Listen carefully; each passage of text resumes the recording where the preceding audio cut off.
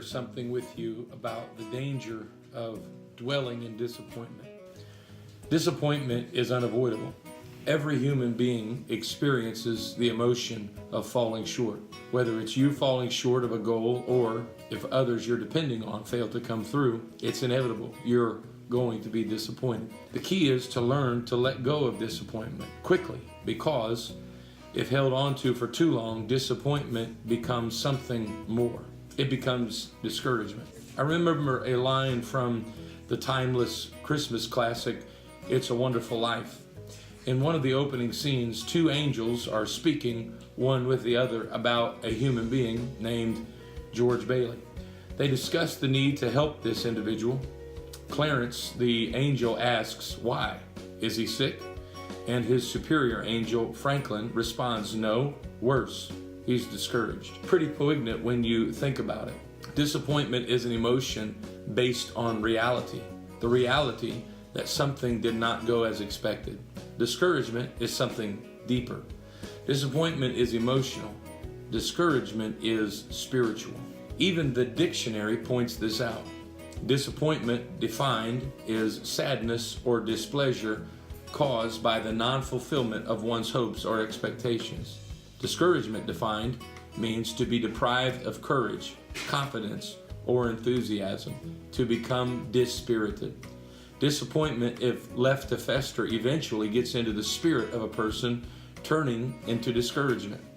Where disappointment is due to reality, discouragement magnifies reality until what is real is distorted. So that with discouragement, the failure isn't merely a failure, it's a fatal failure.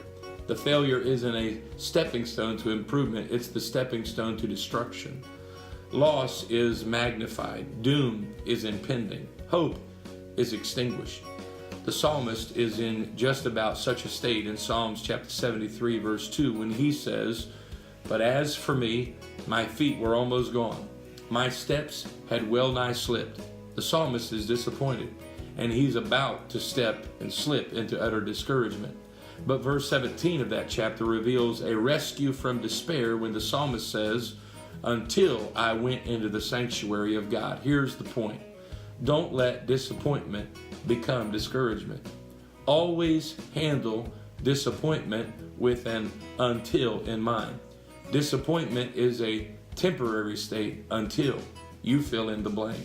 Whatever area of life the disappointment comes, practice from this point forward looking at it in these terms.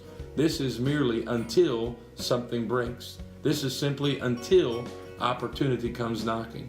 Do your best to weaponize disappointment.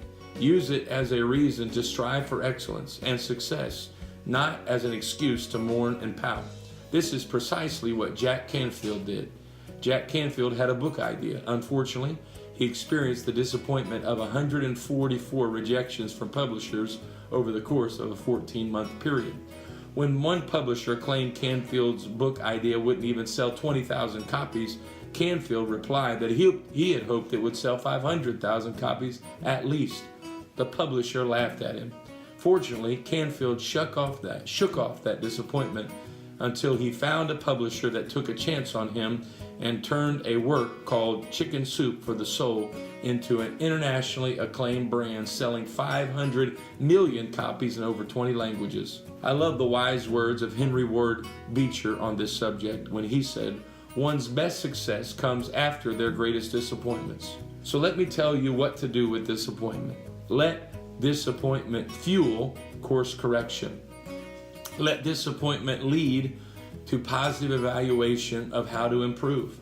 Let disappointment fuel determination to get up, dust yourself off, and try again. Then get rid of it, period.